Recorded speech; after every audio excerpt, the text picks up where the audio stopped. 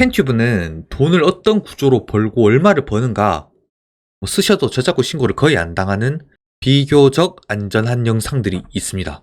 브이라이브 같은 거 로고를 가리면 괜찮은가? 이 저작권법에 의해 보호가 되고 있는 영상을 법에 저촉되지 않고 쓰는 방법이 세 가지가 있습니다. 반갑습니다. 버들입니다. 제가 이번 영상에서 말하고자 하는 바는 크게 두 가지입니다. 첫 번째, 팬튜브에 대하여, 두 번째, 저작권에 대하여. 내가 응원한 아이돌을 더 알리고 싶어서, 혹은 알리는 김에 돈도 좀 벌고 싶어서, 기타 여러 이유로 팬튜브를 하고자 하시는 분은 1번, 2번 꼭 끝까지 시청해 주시길 권장드리고요. 팬튜브란 새끼들이 나의 아이돌에게 빨대 꽂아서 돈 빨아먹는다 라고 생각하시는 분들은 1번만은 꼭 봐주셨으면 좋겠습니다.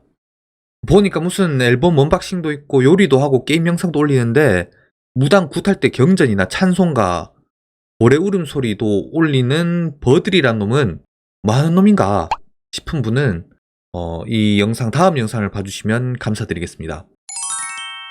저는 제가 남들보다 똑똑하거나 잘났다고 생각하지 않습니다. 다만 제가 저작권을 기반으로 한 유튜브 시스템에 대해서 남들보다 조금 낫다라고 말할 수 있는 부분은 제 전공이 이쪽과 관련되어 있기 때문입니다.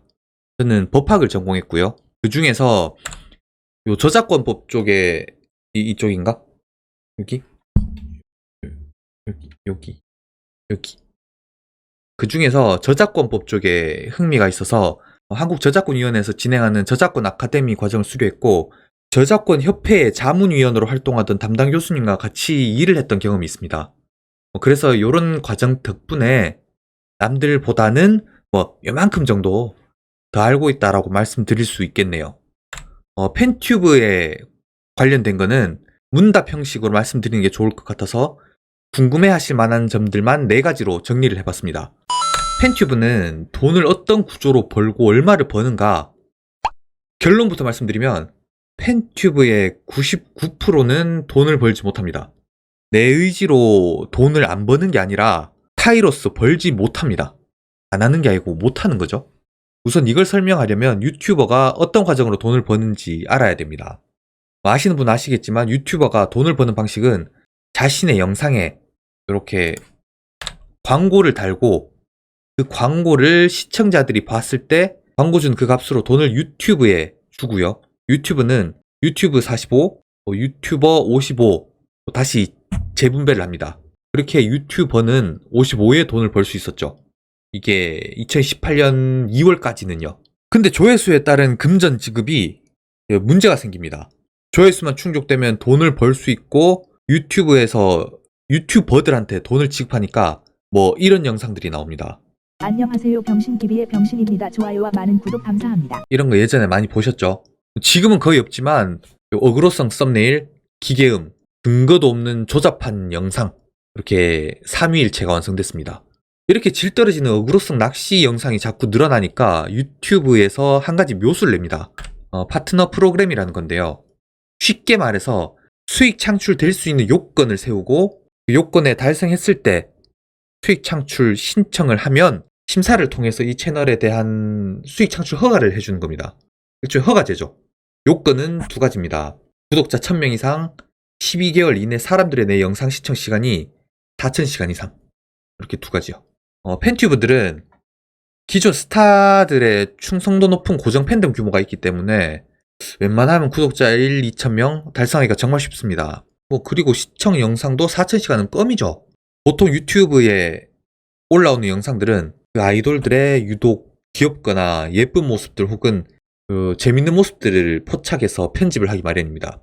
내가 좋아하는 아이돌의 이쁘고 귀엽고 사랑스러운 모습이 엑기스로 이렇게 나오는데 어떻게 그거 안 봅니까? 거기다가 센스 있는 편집이나 효과가 첨부되면 똑같은 영상 봤어도 또 보죠. 그게 팬들의 마음이니까요. 자, 이렇게 구독자 1000명 찍고 시청시간 4000시간 찍었습니다. 이제 수익 창출 신청하고 심사 통과만 되면 내가 올린 영상으로 나는 돈을 벌 수 있는 겁니다. 근데 문제는 여기서 발생합니다. 팬튜브는 심사를 할 때 수익 창출 통과를 안 해줍니다. 정확히 말하면 팬튜브라서 안 해주는 게 아니라 컨텐츠 재활용이기 때문에 통과를 안 해줍니다. 여기 적혀져 재사용된 컨텐츠. 팬튜브에서 제작해서 올리는 영상은 소스가 거의 다 한정되어 있죠. 기획사에서 제작했거나 방송국에서 제작했거나 뭐 V앱이나 유니버스, 위버스 같은 것도 기획사에서 협력으로 제작하는 거니까 기획사에서 제작했다고 봐야겠죠. 어쨌든 조금 뒤에 자세히 말씀드릴 거지만 이렇게 제작된 영상들은 유튜브에 올라가는 순간 저작권이 생기고 거기다가 기획사 측 혹은 저작권자 측에서 영상 원본을 유튜브에 보냅니다. 그럼 이 영상들은 유튜브 컨텐츠 아이디라는 엄청난 괴물에 의해 보호가 됩니다. 이 컨텐츠 아이디라는 건 해당 영상을 누군가가 썼을 때 잡아내는 시스템입니다. 자, 여기 링크 달아놓을게요. 몇 년 전까지는 뭐 5초 이하의 영상은 괜찮다, 못 잡는다 이런 얘기가 있었거든요. 뭐 그런 적이 있었겠죠. 근데 지금은 다릅니다. 제가 엄청난 괴물이라고 했잖아요. 괴물이라고 한 이유가 있습니다.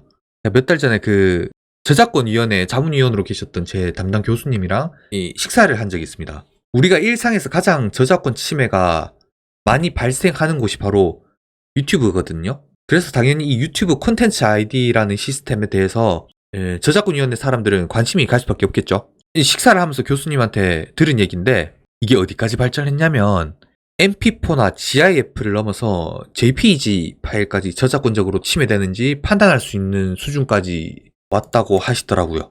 그 얘기 듣는데 진짜 소름 돋았습니다. 그러니까 이제 웬만한 찰나의 캡처까지 잡으려고 마음먹으면 다 잡을 수 있는 겁니다. 돌아와서 이런 이유로 구독자 1000명, 시청시간 뭐 어떻고 이러고 다 치우고 저작권 위반 사항이 발견이 되면 이렇게 됩니다. 채널이 날아갑니다, 그냥. 그래서 99%의 팬튜브는 수익 창출이 안 됩니다. 그럼 나머지 1%는 뭐냐? 저야 모르죠. 뭐 어느 사회든지 변종은 있으니까요. 어떻게든 그 유튜브의 강철 같은 알고리즘 인공지능을 뚫고 승인을 받을 수도 있겠죠. 그래서 1%의 가능성을 냅둔 겁니다. 근데 그렇다고 하더라도 언젠가는 걸리게 돼 있습니다. 기술은 날마다 발전과 진화를 하고 있거든요. 원칙적으로 말씀드리면 웬만한 영상은 쓰면 안 됩니다. 내가 보고 편집해서 업로드하는 영상은 거의 다 저작권 침해된다고 보시면 되고 쓰셔도 저작권 신고를 거의 안 당하는 비교적 안전한 영상들이 있습니다. 바로 공식 유튜브나 SNS 등을 통해서 나오는 영상이죠. 이 영상들의 1차적 목표는 조회수를 올려서 돈을 버는 게 아니라 해당 아이돌들이나 프로젝트를 이렇게 홍보하는 목적이 큽니다. 여긴가? 근데 그런 영상을 팬튜브들이 더 재밌게 편집해서 많은 사람들이 보고 홍보가 된다? 소속사 입장에서는 광고비 지불 안 하고도 황금알을 낳는 팬튜버들이 생기는 거죠. 그래서 좀 대형 유튜버가 뭐 어떤 아이돌 얘기를 꺼내고 정말 팬이다 뭐 이런 식으로 말을 하면 사인 CD도 보내주고 콘서트 티켓도 보내주고 그런 겁니다. 근데 이건 공공연한 비밀인 거고 원칙적으로는 안 된다는 거죠.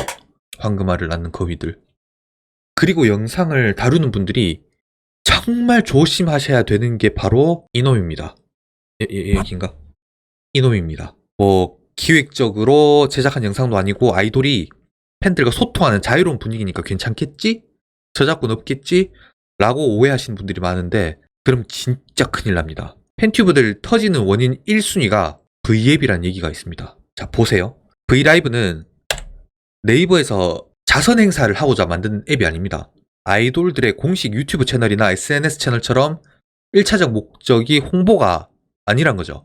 광고를 통해 수익을 창출하며 네이버 브랜드도 알리는 게 이들의 1차적 목표입니다. 그 외에 여러분들 막 알람 와가지고 V앱 보러 들어갈 때 광고 한 번씩 뜨잖아요.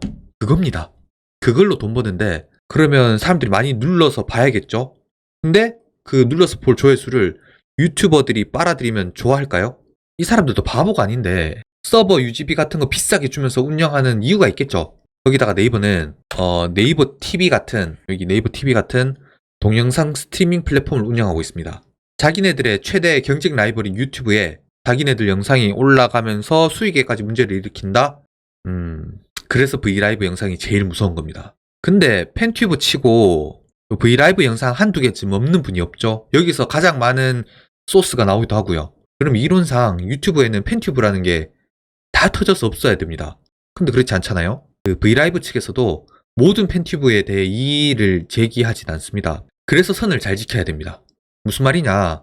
A라는 연예인이 1시간 동안 V앱을 진행했다고 칩시다. 그럼 그 중에서 일부분을 추출해서 5분 이내로 짧게 만드는 영상은 웬만하면 봐주지 않을까요? 이건 전적으로 제 추측이고 절대적인 건 아닙니다. 근데 누가 그 1시간짜리 통으로 올리거나 와 이건 좀 아니다 싶게 올린다? 그럼 칼바람 부는 겁니다. 정리를 하면 V앱 영상을 썼을 때 내 계정이 폭파 안 된다는 건 두 가지로 보시면 됩니다.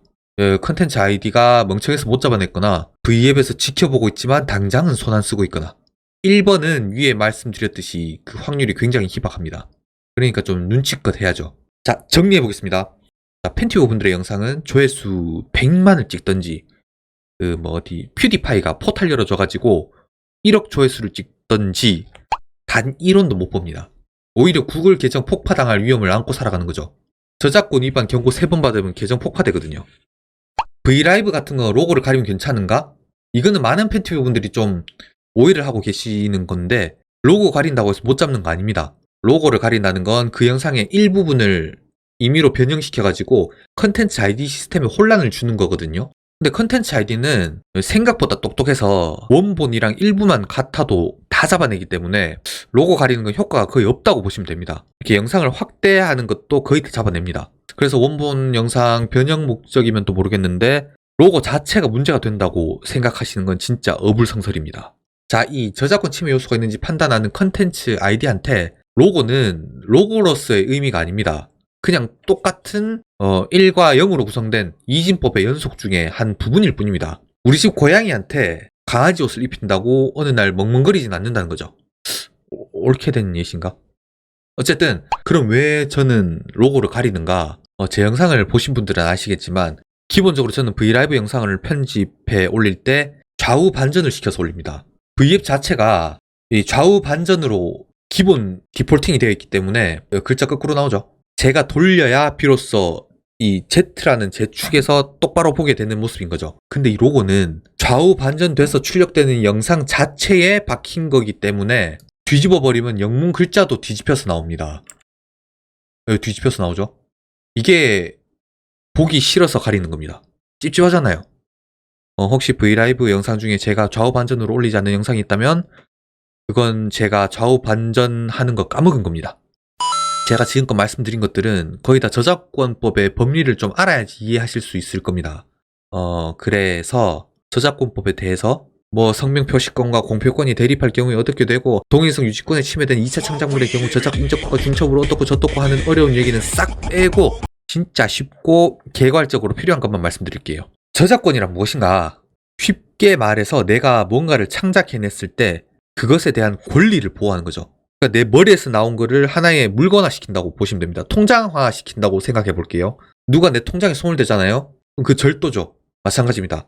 내 머리에서 나온 내 지적 재산에 대한 손을 대면 그것 또한 절도인 겁니다. 근데 그거를 형법의 절도에서 다루지 않고 저작권이란 타이틀에서 다룬다는 거죠. 여러분이 쓴 글이나 만든 영상들도 저작권적으로 보호가 됩니다. 등록해야 되는가? 아닙니다. 저작물을 만들고 이걸 어디 기록하거나 흔적을 남기면 자동으로 저작권이 발생합니다. 이걸 저작권의 무방식주의라고 하거든요. 저작권법 10조? 10조였나?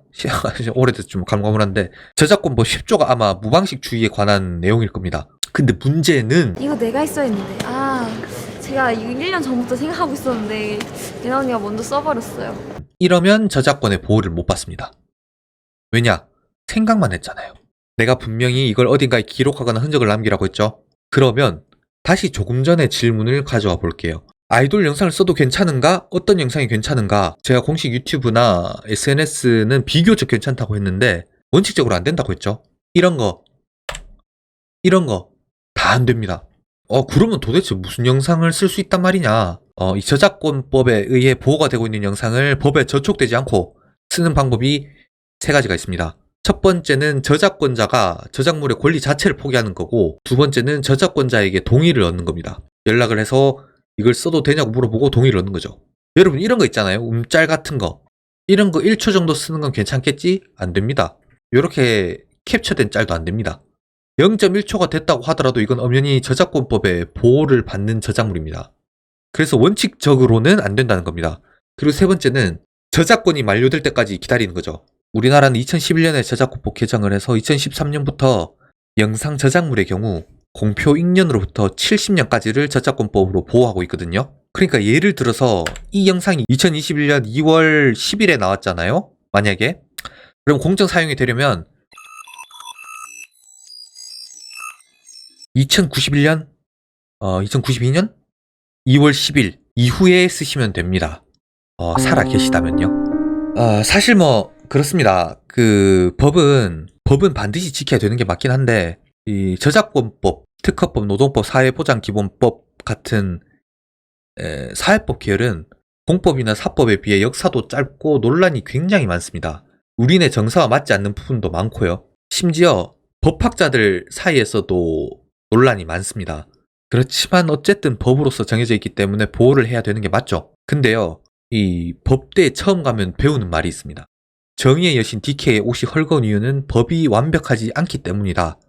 이분이 DK라는 분이거든요. 어디서 많이 보셨죠? 법과 정의의 여신이라고 불리는데 이분이 옷을 좀 헐겁게 입고 있습니다. 보면 이 법과 정의의 여신도 완벽하지는 않다는 것이죠. 모든 법이 모든 사람의 이익을 대변하지 않듯 어떤 법은 누군가 그리고 또 다른 누군가 모두에게 피해를 끼칠 수도 있습니다. 부디 팬튜브를 운영하실 분들은 내가 응원하는 아이돌과 그 기획사에 피해가 가지 않는 선에서 융통성 있게 잘 운영해 보셨으면 좋겠습니다. 그리고 팬튜브를 보는 분들도 악플이나 무분별한 비난보다는 많은 응원을 보내주셨으면 좋겠습니다. 그리고 질문은 안 받습니다. 제가 오늘 말씀드리는 건 저작권법이 지향하고 있는 뿌리에 해당하는 거고 사회법은 디테일적인 면에서 자주 바뀌기 때문에 제가 이렇게 답변으로 드리는 말씀이 틀릴 수 있기 때문입니다. 예를 들어 제가 학교에서 노동법을 배울 때는 시급이 5-6천원 선이었거든요. 근데 지금은 8,590원이죠. 이런 잘못된 디테일로 말씀드릴 수 있기 때문입니다. 물론 다시 법전 뒤져가면서 답변 드릴 수야 있지만 시간을 너무 많이 잡아먹기도 하고 무엇보다 너무 귀찮아요. 그래서 질문 안 받습니다. 그럼 다음 시간에는 조금 저 개인에 대한 이야기로 찾아뵙겠습니다. 그리고 제가 올린 아이돌 영상들을 전부 내릴 생각을 하고 있거든요. 그래서 꼭 봐주셨으면 합니다. 그럼 안녕!